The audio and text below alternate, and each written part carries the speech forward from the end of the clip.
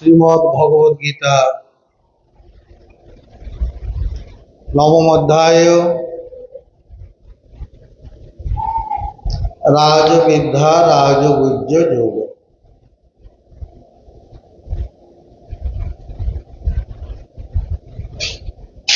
শ্রীমদ্ ভগবদ গীতার অষ্টাদশ অধ্যায়ের মধ্যে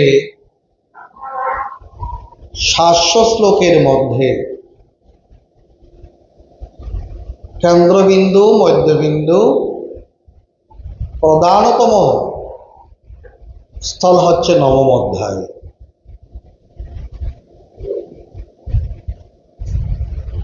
কেননা ভগবান এই অধ্যায়ের মধ্যে তার যে গুহ্য তথ্য, গোপনীয় তথ্য,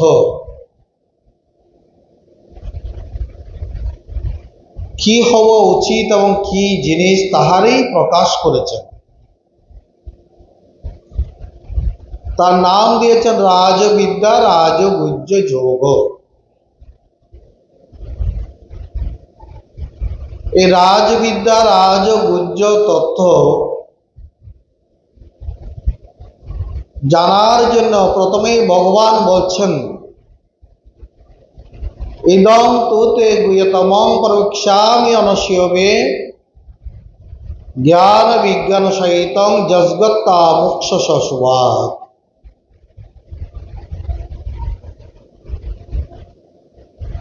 এই গুহ্য তত্ত্ব জানার জন্য অর্জুন, যারা সংসারে দোষদৃষ্টি শূন্য, তারাই কেবলমাত্র জানতে পারে যে জ্ঞানের দ্বারা এই সংসার বন্ধন থেকে সে মুক্তি লাভ করতে পারে।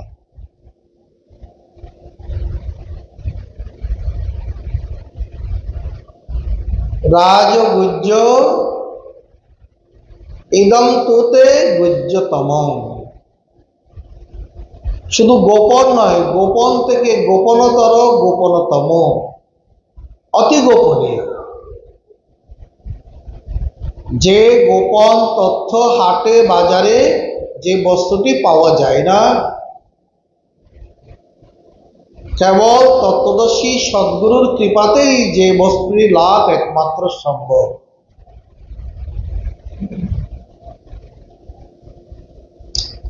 সেই জন্য ভগবান বলছেন, দেখো এই গুহ্য তত্ত্বটা অতি পবিত্র। রাজবিদ্যা রাজগুহ্য পবিত্রমিদম উত্তমম। সে রাজবিদ্যাটা কি? রাজার বিদ্যা নয়, রাজনৈতিক বিদ্যাও নয়। সে রাজবিদ্যা হলো শ্রেষ্ঠতম বিদ্যা। স্কুল কলেজের লেখাপড়াও নয়। এই বিদ্যা পরাবিদ্যা, এই বিদ্যা ব্রহ্মবিদ্যা, এই বিদ্যা আত্মবিদ্যা, এই বিদ্যা বেদ উপনিষদের বিদ্যা, গীতার বিদ্যা। সা বিদ্যা পরমা মুক্তির হেতু ভূতা সনাতনী। যে বিদ্যার দ্বারা একমাত্র ঈশ্বরকে লাভ করা যায়। স্কুল কলেজের লেখাপড়া দিয়ে ঈশ্বরকে পাওয়া যায় না। একমাত্র ভগবত বিদ্যা দ্বারা,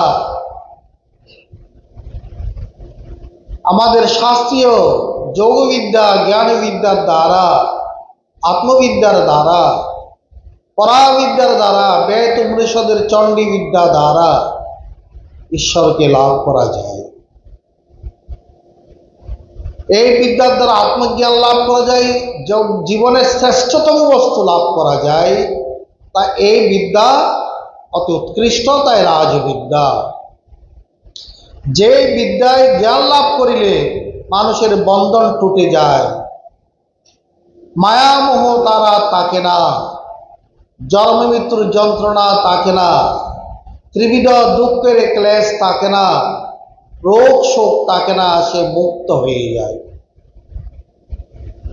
এই বিদ্যার দ্বারা যে বস্তুটি পাওয়া যায় তা হলো গুহ্যতম, গুহ্য, গুহ্যতর, গুহ্যতম। সংসারের মধ্যে একমাত্র গুহ্য বস্তুটি হলো ধর্মজ্ঞান বা ঈশ্বরের জ্ঞান। এবং গুহ্যতর হলো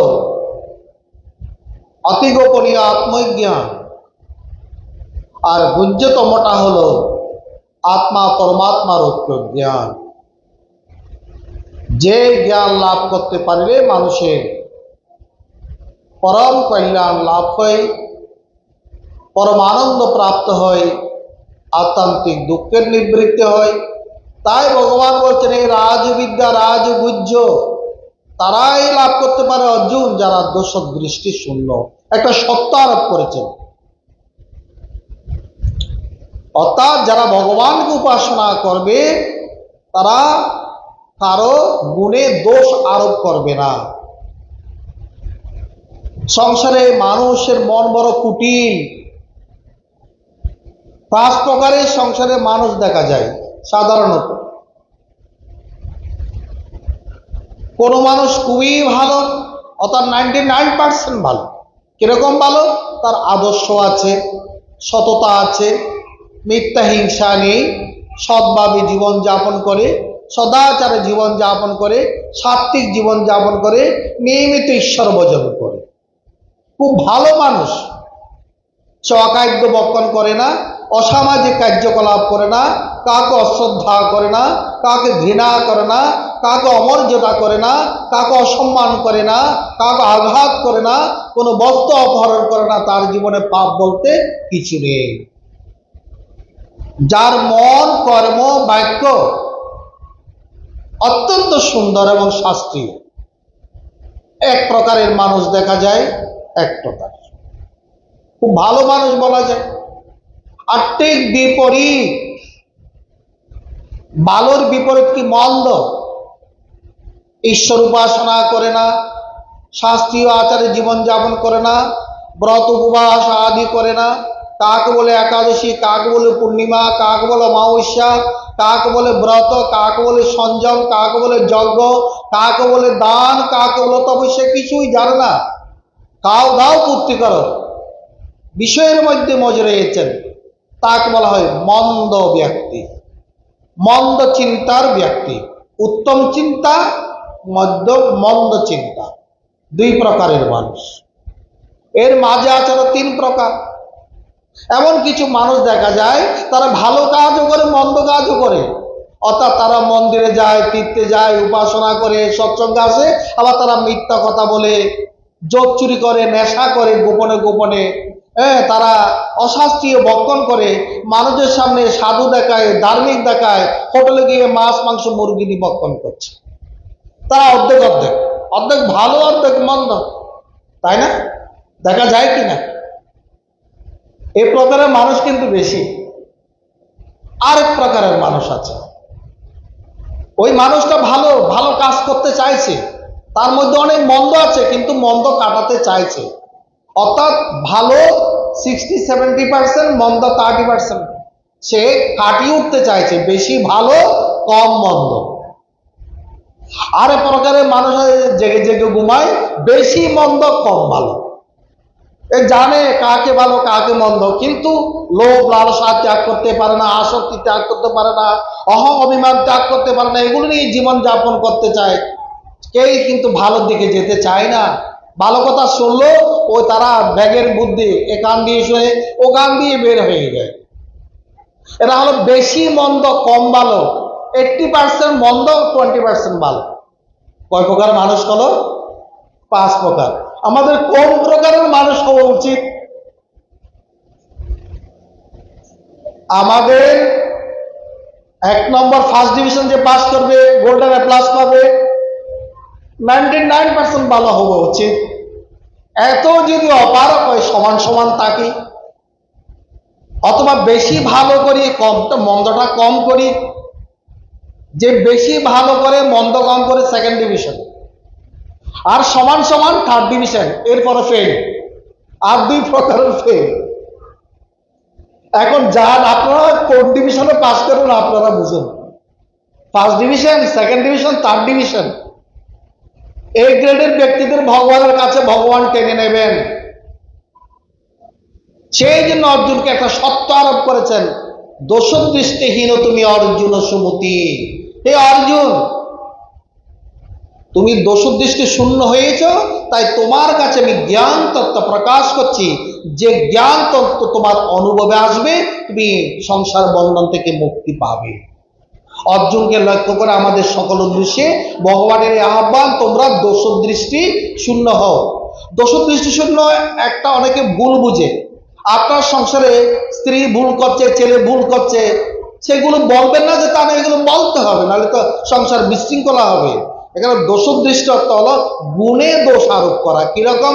ছেলেটা ফার্স্ট ডিভিশনে পাস করলো, আপনার ছেলে থার্ড ডিভিশন পাস করেছে, তা আপনি বলছেন না না নকল করে পাস করেছে, মাস্টারকে টাকা ঘুষ খাওয়াইছে, তার নাম্বার বেশি দিয়েছেন। ওই গুণে দোষ দেখাটা হচ্ছে দোষদৃষ্টি। যে দোষ করে সংসারে মন্দ কাজ করলে তাকে মন্দ বলতেই হবে, নাহলে সে সংশোধন হবে না। এটা দোষদৃষ্টি হলো গুণের মধ্যে দোষ আরোপ না করা। ওই যে বললাম, ছেলে ভালো পাস করেছে, আমার ছেলে খারাপ পাস করেছে, তাই নিজের মান সম্মান রক্ষার জন্য না না মাস্টারের ভিতরে পয়সা দিচ্ছে, সে যেন নাম্বার বেশি বাড়িয়ে দিয়েছে, এইসব কথাবার্তা না বলা, কারো নিন্দা না করা, কাকে গালি না দেওয়া, কাকে কষ্ট না দেওয়া, এগুলো হলো গুণে দোষ আরোপ করা। দুই, গুরুভাই ভ্রমণ করে গুরুধামে যাচ্ছেন, আগে বড় গুরু ভাই, পিছে পিছে ছোট গুরু ভাই চলছে। তারা যাওয়ার পথে এক অদ্ভুত একটি ঘটনা তারা দেখলো। একটা নারী আত্মহত্যা করছে গলায় কলসি বেঁধে। গলায় কলসি বেঁধে আত্মহত্যা করে না, অর্থাৎ জলে ডুবে মরে যাবে, কলসিটা ভারী হবে, সে আর উঠতে পারবে না, জলের তলায় মরে যাবে। আত্মহত্যা করার জন্য পুকুরে নেমেছে গলায় কলসি বেঁধে, এমনকি পুকুরের অর্ধেক চলেও গেছে, এখনো হয়তো মাথার কলসি ডুবেনি, এখনো ঠিক আছে। তো প্রথম যে গুরু ভাইয়ের আস্থা দিয়ে চলছে, সে দেখেছে, সে বলছে আরে এই নারীটা তো আত্মহত্যা করেছে, কি করব, একে বাঁচাবো না নাকি? বলে না না, নারী স্পর্শ নিষেধ, আমরা সাধু মানুষ, মরো গিয়ে যার মরা সে মরো, আমার মতো আমি চলি।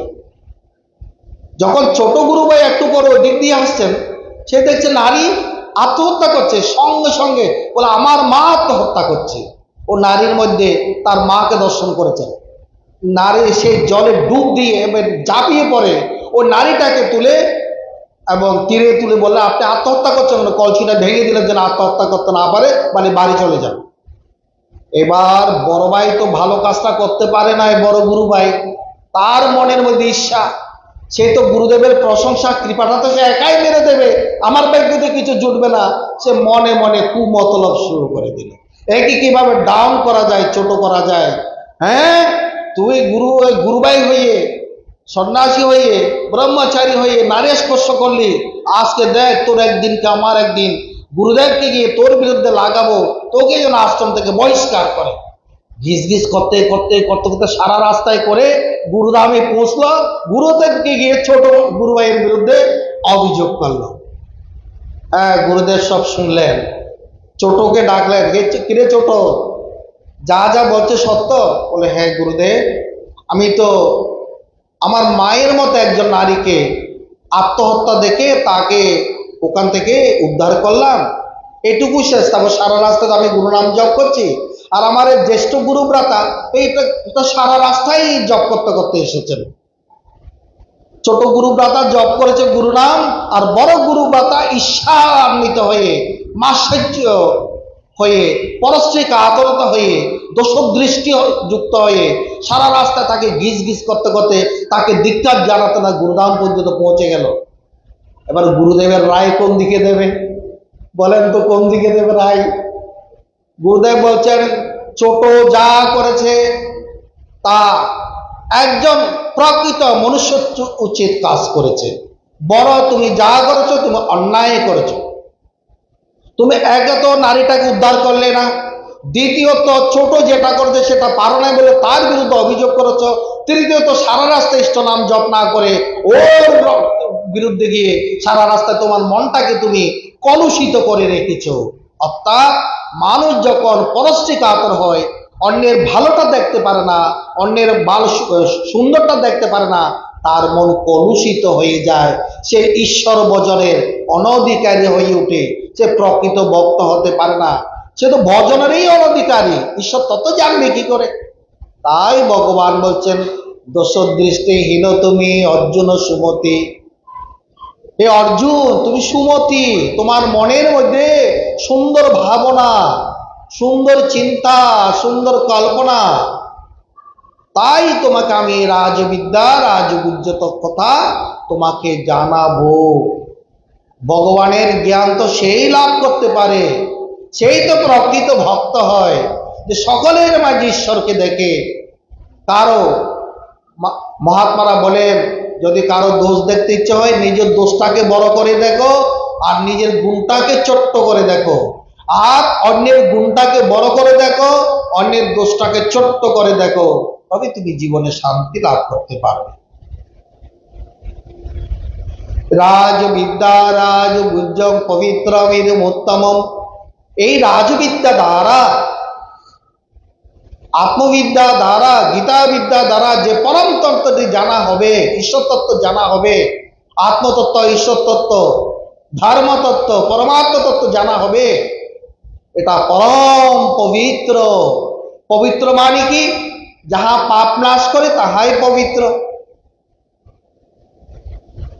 যাহা পাপ নাশ করে তাহাই পবিত্র। নহি জ্ঞান সদৃষ্টং পবিত্রমিহ বিদ্যতে। বলে শাস্ত্রে তো প্রায়চিত্ত করলেও তো পাপ নাশ হয়।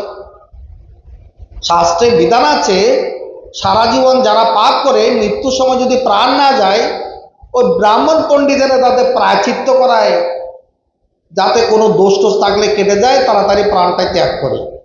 বলে হ্যাঁ, প্রায়চিত্ত করলে পাপের বিধান আছে বটে, পাপের সংস্কার মন থেকে যায় না, সে আবার পাপ করবে। সে যদি সুস্থ হয় আবার সে পাপ করবে। কিন্তু আত্মবিদ্যার যে জ্ঞান, এই জ্ঞান যার একবার লাভ হয়েছে, তার দশবিধ পাপ বিনাশ হয়েছে। মানুষ সংসারে কায়িক, বাচিক, মানসিক এই ত্রিবিধ পাপ দশবিধভাবে করে থাকে। কায়িক পাপ কিভাবে করে? অন্যকে আঘাত করে, অন্যের বস্তু অপহরণ করে, পরধার বা পরস্ত্রী গমন করে, পরপুরুষে গমন করে, বিরাট কায়িক পাপ। বাচনিক পাপ, কুৎসিত আলাপ, মন্দ আলাপ, কষ্টজনক বাক্য বলা, এগুলো বাচনিক পাপ। মনে মনে অন্যের অনিষ্ট চিন্তা করা, লোভ বুদ্ধি ত্যাগ না করা, মনের মধ্যে নিষ্ঠুরতা রাখা, এগুলো হচ্ছে মানসিক পাপ। তাই ভগবান বলছেন, এই রাজবিদ্যা জ্ঞান, ঈশ্বরী বিদ্যার জ্ঞান, ঈশ্বরকে জানতে পারলে সে জ্ঞানের দ্বারা তোমার দশবিধ পাপ চলে যায়। তাই গীতাও ভগবান বলেছেন, ঈশ্বর সর্বভূতানাং নির্দেশ অর্জুন তিষ্ঠতি না সর্বধর্মাং পরিত্যাজ্য মামেকং শরণং ভজ অহং ত্বং সর্ব পাপেভ্যো মোক্ষয়িষ্যামি মা শুচো। যদি তুমি আমার শরণাপন্ন হও, ঈশ্বরের শরণে কোনো ভক্ত যদি চলে যায়, ভগবান তার সকল প্রকার পাপ নাশ করে দেয়, পাপের সংস্কারও নাশ হয়ে যায়। মানুষ সংসারে বহুবিধ পাপ করে।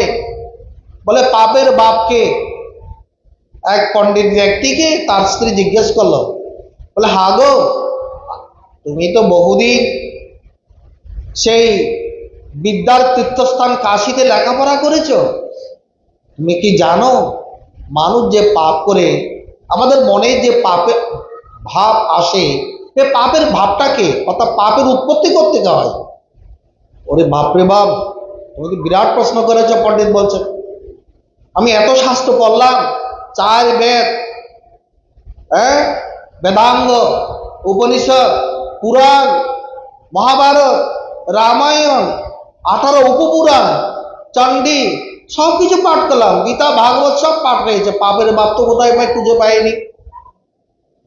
বলে আমাকে তো আবার কাশী যেতে হবে, কাশী যেতে হবে। বলে তাও যাও, এই পাপের বাপটা জানা আমাদের দরকার, যার দ্বারা এই সংসার ছাড়খাড়ে যাচ্ছে। মানুষ পাপ করে করে কোথায় থেকে পাপের ভাবটা মানুষের মনের বৃত্তির মধ্যে আসে, যার কারণে সে পাপ করে, এই কারণটা তো আমাদের সকলে জানা দরকার।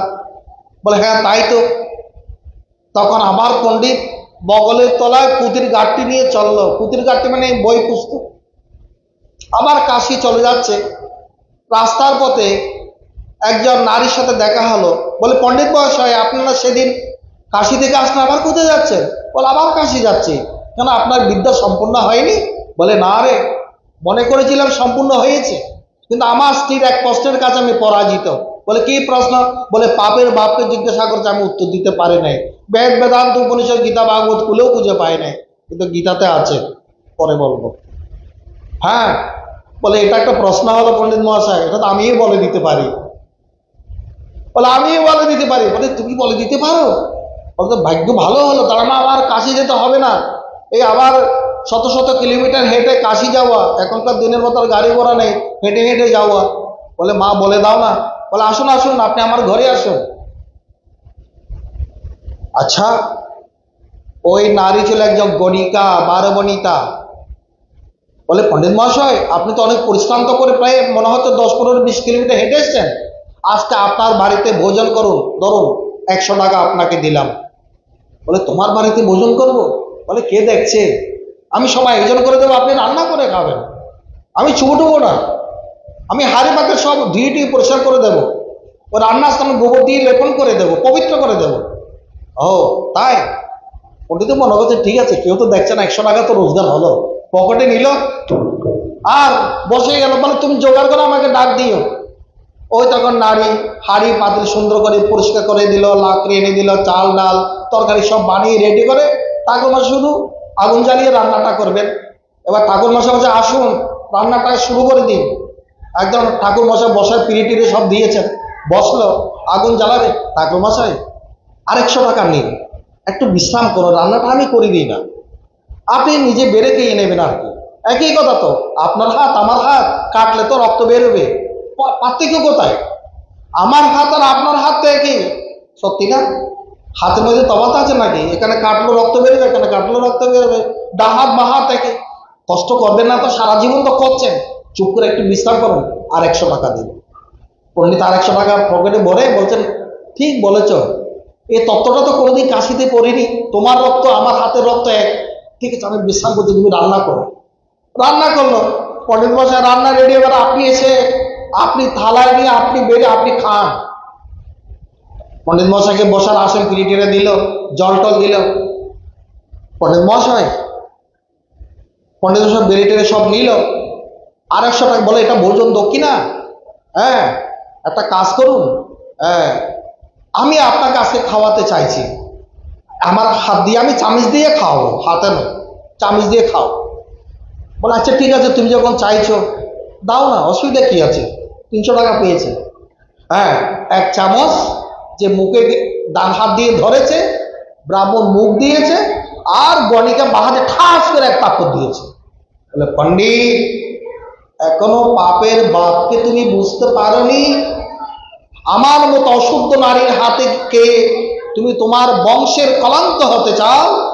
তোমার যে ব্রাহ্মণ্য ধর্ম তুমি নষ্ট করতে চাও? পাপের বাপ লোভ, তোমাকে লোভে বেরিয়েছে, যার মধ্যে লোভ বেশি সে পাপ করে। যাও তুমি তোমার স্ত্রীকে গিয়ে কথা বলো। গীতায় অর্জুন ভগবানকে প্রশ্ন করেছিলেন, অনিচ্ছা সত্ত্বে মানুষ কেন পাপ করে? ভগবান বলেছে, কাম এসো ক্রোধ এসো রজগুণ সমুদ্ভব। মানুষের মনের মধ্যে যখন রজগুণ আসে তখন তার মধ্যে কাম আসে, কামনার পথে বাধা প্রাপ্ত হলে লোভ আসে, এই লোভের কারণে সে বিভিন্ন প্রকার অন্যায় করতে থাকে, অসৎকার্য করতে থাকে, অনাচার করতে থাকে, কদাচার করতে থাকে। আরে কে দেখছে? হোটেলে গিয়ে মুরগির মাংস, হ্যাঁ গরুর মাংস খেয়ে নিলাম, দেখছে মাংস তো মাংস। বর্তমান যুগের বিচার ওই গণিকার বিচারের মতো কে দেখছে? খাচ্ছে। পাপের বাপ লোভ। কিন্তু যারা আত্মজ্ঞানের পথে চলে, ঈশ্বরের পথে চলে, ভক্তির পথে চলে, জ্ঞানের পথে চলে, যে জ্ঞান তারা লাভ করে, ভগবান বলছেন পবিত্রম ইদম উত্তমম, অতি পবিত্র, এখানে কোনো পাপ স্পর্শ করবে না, অতি উত্তম। জগতের মধ্যে একটি উত্তম বস্তু আর কিছুই নাই। রাজবিদ্যা রাজগুজ্জম পবিত্রম ইদম উত্তমম, তা ধর্মসঙ্গত। যারা এই আত্মজ্ঞানের বদলে ভক্তির পথে ঈশ্বর উপাসনা করে, বলে তাদের ভগবানকে ডাকার সমস্ত ফল তারা প্রাপ্ত হয়। এটা প্রত্যক্ষ প্রত্যক্ষ অবগমন। বলে কি রকম? আমরা মানুষকে বলছি আপনি পুণ্য করুন স্বর্গে যাবেন, পাপ করুন তো নরকে যাবেন, একাদশী করুন তো পুণ্য হবে, না করুন তো পাপ হবে। আচ্ছা, স্বর্গ নরক আমরা কি কেউ দেখেছি? শাস্ত্র বিশ্বাসে বিশ্বাস করে নিয়েছে, কিন্তু ভগবানকে ডাকার পর যে জ্ঞান প্রাপ্তি, এটা বলে প্রত্যক্ষ অবগমন। তুমি নিজেই উপলব্ধি করতে পারবে, নিজেই দেখতে পারবে তোমার মধ্যে জ্ঞান উৎপন্ন হয়েছে কিনা। এটা তোমার ওই স্বর্গ নরকের মতো বিশ্বাসের জায়গা নয়, তা প্রত্যক্ষ।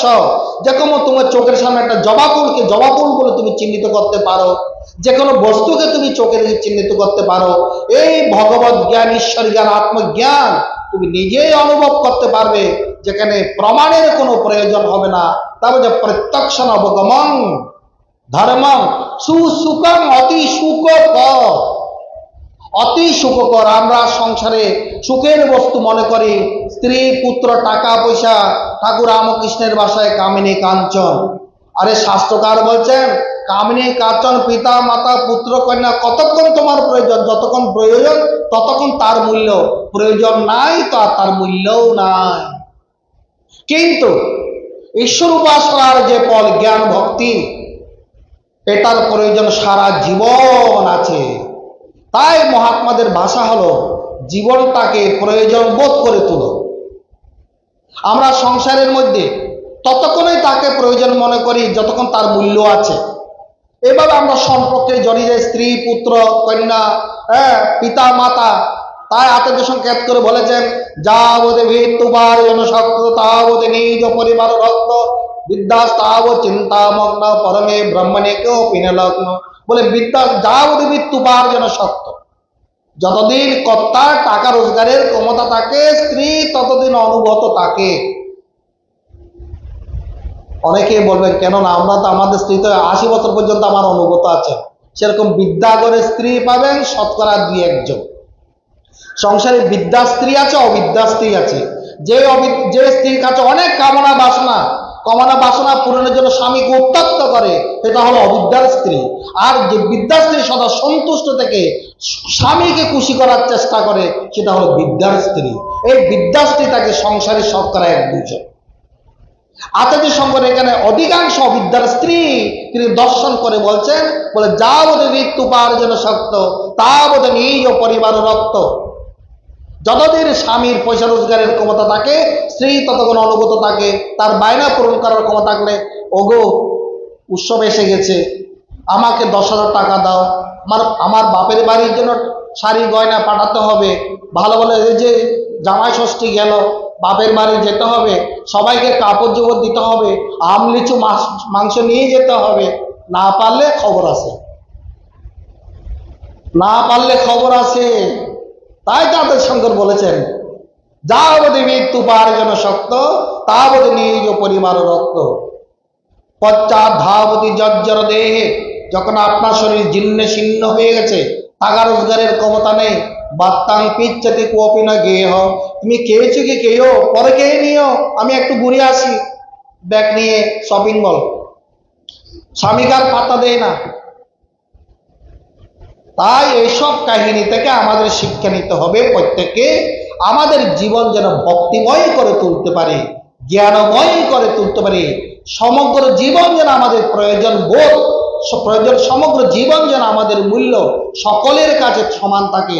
এই জন্য আজকের অধ্যায়ে ভগবান বলেছেন অনিত্যম অশোকং ধোকং মেমং প্রাপ্য ভজস্বামম। যে সংসারে অনিত্য বস্তুর জন্য সংসারে ফাটল ধরে, স্বামী স্ত্রী ডিভোর্স হয়ে যায়, পিতামাতাকে বৃদ্ধাশ্রমে পাঠায়, পুত্র কন্যা খবরে নেই না পিতামাতা কেমন আছে, এই অনিত্য সংসারের জন্য সবাই এগোন করে। এই অনিত্য সংসারে চেয়ে যারা ভগবানের উপাসনা করে জীবনকে ভগবতময় করে রেখেছেন, তখন ভগবান বলতে সেই রকম ভক্ত কোনোদিন বিনাশ হয় না। তাই অনিত্যম সুখম লোকম ইমম প্রাপ্য সমান, এই অনিত্য সংসারে এসে আমাদের কর্তব্যবোধ হলো ভগবানের উপাসনা করে, ভগবানের জ্ঞান লাভ করে জীবনের মূল্য বাড়ানো, সকলের কাছে যেন গ্রহণযোগ্য হয়। যাকে ভগবান গ্রহণ করে সে সকলের কাছে গ্রহণযোগ্য হয়। ভগবান কাকে গ্রহণ করে? বলে যে ভগবান আমার উপাসনা করে, অনন্যং চিন্তং তোমাং যে জনা পর্যুপাসতে, যে নিয়মিত আমাকে উপাসনা করে, যে সর্বদা পত্রাঙ্কুশং ফলং তে জমে বক্তা পরিচতি, যে প্রতিনিয়ত আমাকে ফুল ফল জল দান করে তবে সে অন্য জল গ্রহণ করে, যে প্রত্যেকটি কর্ম আমাকে স্মরণ করে করে করে যৎ করসি যতস্নাজি যজ্ঞোচি দদাসি যৎ, তুমি যা করবে, যা ভোজন করবে, হোম করবে, দান করবে, আমাকে আগে অর্পণ করো, এভাবে যে চলতে পারে সে আমার ভক্ত। সে ভক্তের কোনো বিনাশ নাই। ন মে ভক্ত প্রণশ্যতি। ভক্তের জন্য ভগবানের বিরাট প্রতিজ্ঞা। যারা আমার সত্যিকারের ভক্ত হয় তারা অনিত্য বস্তুর লোভ লালসা করে না, তারা সংসারের মধ্যে উদ্বেগ সৃষ্টি করে না, কলহ সৃষ্টি করে না, অশান্তি সৃষ্টি করে না, তারা সতত সন্তুষ্ট, নিবিষ্ট, সংযত। এই তো ভক্তের লক্ষণ। এইরকম যে ভক্ত নিয়মিত উপাসনা না করলে এরকম ভক্ত জীবন তৈরি হয় না। তাই ভগবান বলছেন মন মনা ভগবত ভক্ত মজ্জাজি মাং নমস্কুরু, প্রতিনিয়ত আমাকে আমাকে মন অর্পণ করো, অর্থাৎ আমার জ্ঞানে তন্ময় হয়ে যাও। আমরা 24 ঘন্টার মধ্যে অন্তত 1 ঘন্টা 2 ঘন্টা যেন ভগবানের ভাবে তন্ময় হয়ে যেতে পারি। ভগবানের ভাবে তন্ময় হয়ে যাওয়ার নাম হলো মন অর্পণ। এই মনটা কোথাও দেব না 2 ঘন্টার জন্য, না সংসারে, না স্ত্রী পুত্র, না টাকা পয়সায়, না ভোগ বিলাসায়, না আমাদের অলসতায়। এই মন 2 ঘন্টার জন্য কাউকে দেব না, ভগবান তোমাকে দেব। তোমার ধ্যানে থাকবো, তোমার ভাবনায় থাকবো, তোমার কর্মে থাকবো, তোমার পূজায় থাকবো, তোমার পাঠে থাকবো, তোমার ভাবনায় থাকবো। এই হলো মন অর্পণ। মন মনা ভগবত ভক্ত। ভগবান বলছে আমার ভক্ত হও, সংসারে এসে মানুষ হও, ভক্ত হও, জ্ঞানী হও, যোগী হও, তবে তোমার মূল্য বেড়ে যাবে। ভক্ত হও অর্থাৎ ভগবানকে বেশি ভালোবাসো। অনিত্য সংসারের বিষয়ের থেকে ভগবানকে বেশি ভালোবাসা তুমি প্রমাণ করে দাও, আমি ভগবানকে বেশি ভালোবাসি। কিন্তু সংসারে দেখা যায় সকলে মঠ মন্দির তীর্থস্থানও ঘুরে, কিন্তু সংসারকে বেশি ভালোবাসে, এটা বেশি আমরা প্রমাণ দেখতে পাই। তা আমরা সাধারণ মানুষ যদি দেখতে পাই, ভগবান দেখতে পাচ্ছেন না। ভগবানের কাছে প্রমাণ দিতে হবে, ভগবান আমার সংসারে অনিত্য সংসারের চেয়ে তোমাকে আমি বেশি ভালোবাসি। তোমার কর্মের দ্বারা, চিন্তার দ্বারা, ভাবনার দ্বারা, বাক্যের দ্বারা, চলাফেরার দ্বারা প্রমাণ করে দাও আমি ভগবানকে বেশি ভালোবাসি, তবে তো সে ভক্ত হবে। মদ ভক্ত। ভক্ত মানে কি? মঠে মন্দিরে গিয়ে একটু দুশলা দিয়ে তুমি ভগবান তোমাকে লাঠি দেখাচ্ছে, এটা কারো ভক্তি? ভক্তি হলো ভগবানকে অধিক আগ্রহী ভালোবাসা, সংসারে সবার চেয়ে বেশি ভালোবাসা। প্রমাণ দিতে হবে এটা ঠাকুরের কাছে। ভগবান অন্তর্যামী, তিনি পিঁপড়া পায়ের শব্দ শুনতে পায়, আমার মনের কথা দিয়ে শুনতে পায় না। ভাবগ্রাহী জনার্দন, তবে সে ভক্ত হবে। মত জাজি নিয়মিত আমার পূজা করো, মাম নমস্কুরু, প্রতিনিয়ত আমাকে প্রণাম করো, নমস্কার করো, বলো আমি সংসারে আমার কিছু নেই, ন মম সব তুমি। ন মম মানে নমস্কার। নমস্কারের ভাষা হবে, প্রণাম করে ভাষা হবে আমার ঘর বাড়ি টাকা পয়সা আমার নাম সব তোমার, তা প্রমাণ করে দিতে হবে। সেই রকম ভক্তকে ভগবান বলছে আমি দর্শন দিয়ে থাকি। এরকম ভক্তের জীবনে কোনো বিপদ নাই, কোনো আপদ নাই, তার জীবনে বিনষ্ট হয় না, সে মহান সুখে জীবন যাপন করে। সেই জন্য গীতা আজকের অধ্যায় এত ইম্পর্টেন্ট অধ্যায়। ভগবানকে ভক্তি করার এত উপায়, এত তরিকা, এত নির্দেশিকা, এত গোপন তত্ত্ব আমাদেরকে প্রমাণ করে দিয়েছেন। অনেক তমসকম লোকম ইমম প্রায় প্রবাদ সমান। জীবনের মূল মন্ত্র যদি এটা হয়, সে ভগবানের ভক্ত হয়ে যায়, সে ভগবানকে লাভ করে, ভগবানের জ্ঞান লাভ করে, ভক্তি লাভ করে, শান্তি লাভ করে। ওম তৎসৎ জয়।